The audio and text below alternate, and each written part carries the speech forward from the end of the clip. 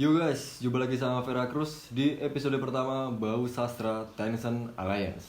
Di episode pertama yang istimewa ini aku mau ngebahas tentang doppelganger atau istilah umumnya itu Corin. Sebelum masuk ke pembahasannya, silahkan support Tennyson Alliance lewat link traktir.id yang ada di kolom deskripsi. Dan jangan lupa klik subscribe dan nyalakan notifikasinya agar kalian gak ketinggalan konten terbaru dari Tennyson Alliance.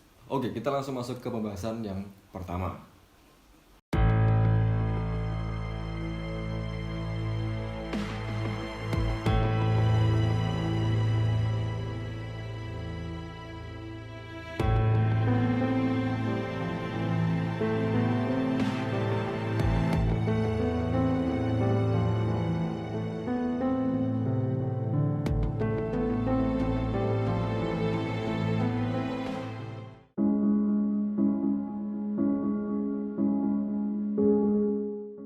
Doppelganger bukan sebuah bayangan, tapi dia menyerupai satu makhluk atau manifestasi dari manusia.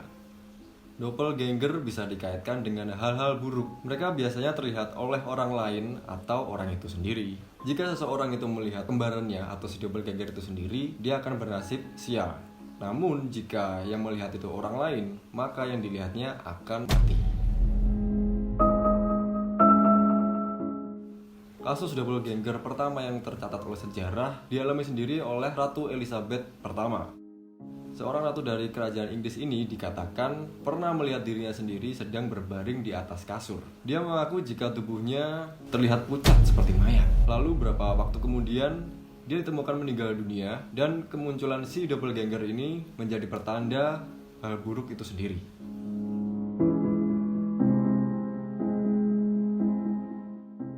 Lalu, kasus kedua datang dari mantan Presiden Amerika Serikat Abraham Lincoln. Dia menceritakan kalau dia pernah melihat dirinya sendiri sewaktu dia sedang bercermin. Pada malam pemilihan pertamanya, dia meluangkan waktu sejenak untuk berbaring di sofa. Ketika berbaring di sana, dia kebetulan melirik ke arah cermin. Dia melihat dua wajahnya berada di cermin tersebut. Dia mengatakan kalau wajah yang satunya itu terlihat pucat seperti mayat. Wajah itu menatap tajam ke arah Abraham Lincoln, dan itu membuatnya sangat kaget. Lalu dia langsung berlari dari sofa tersebut.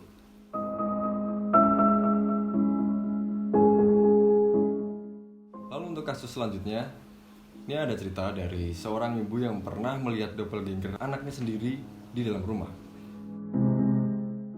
Waktu itu masih sore, jadi jam 4:30. Dia melihat anaknya sedang berdiri sendiri di ujung dapur. Waktu itu si ibu coba tanya, "Dek, kamu kenapa di sana?" Nah, si anak itu gak ngejawab apapun. Jadi dia cuma diem, membelakangi ibunya, gak gerak sama sekali, gak noleh ke wajah ibunya. Ibunya heran, ditanya lagi, ketiga kalinya dengan pertanyaan sama. Cuman anak itu tetap diam. Lalu si ibu memberi pesan kepada anaknya, "Dek, kalau kamu nggak punya urusan di dapur, jangan di sana lah. Kamu ngapain kayak cuci piring atau cuci baju kayak gitu." Terus akhirnya ibunya balik ke dalam kamar.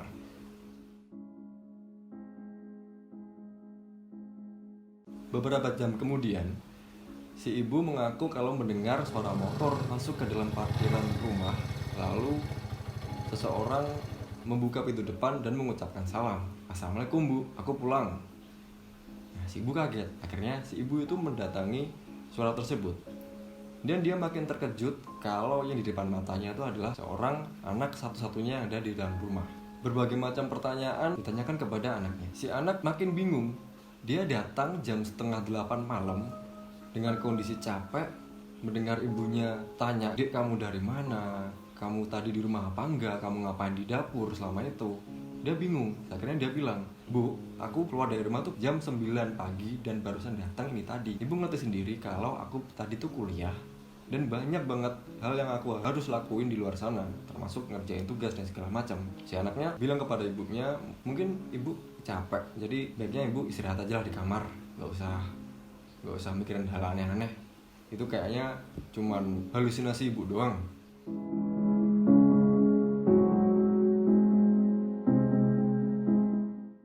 Dari kejadian itu, ternyata ada kejadian yang makin aneh lagi. Si ibu bilang, jam 11:30 malam, sewaktu dia bangun tidur untuk buang air kecil di kamar mandi, beliau mendengar suara gemercik air dari dalam kamar mandi. Beberapa detik kemudian pintu kamar mandi terbuka dan muncullah anaknya itu. Nah, yang jadi bingung ibunya adalah kenapa kok anaknya itu perlu repot-repot masuk kamar mandi yang ada di dalam kamar ibunya, padahal kamar anaknya itu bersebelahan langsung sama kamar mandi miliknya sendiri. Lalu si ibu bertanya, "Dik, kenapa kamu masuk kamar mandi ini?" "Gak apa bu, pengen," jawabnya gitu. Si ibu terheran-heran sampai pertanyaan ini ditanyakan pagi harinya. Si anak makin bingung karena dia mengaku gak keluar dari dalam kamar semalaman karena dia sedang mengerjakan tugas kuliah. Akhirnya si ibu makin heran. "Terus siapa dek yang masuk kamarnya ibu?" "Kayak itu halusinasi bu." "Itu beneran dek? Ibu beneran lihat kamu dan tanya ke kamu jawabnya juga sepele kayak gitu?" "Yaudah bu, kayaknya ibu beneran kecapean karena ngurusin rumah yang segede ini. Kayaknya kita butuh pembantu deh." Terakhir ayah bilang kayak gitu.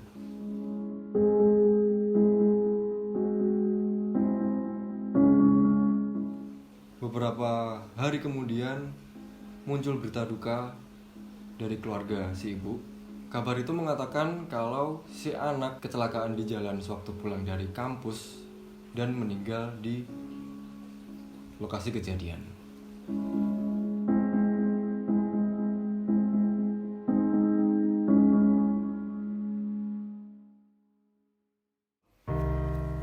Nah, jadi kayak gitu kasus-kasus dari doppelganger.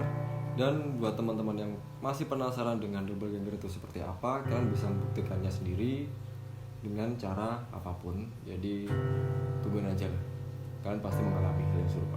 Terus yang perlu kalian ingat lagi, doppelganger ini dia bisa menyerupai orang tersebut, dia bisa mengikuti wataknya, mengikuti bentuk tubuhnya. Dan jangan lupa kalau doppelganger ini adalah pertanda hal buruk. Sekian percobaan kita di episode pertama Bau Sastra, dan sampai jumpa di episode berikutnya.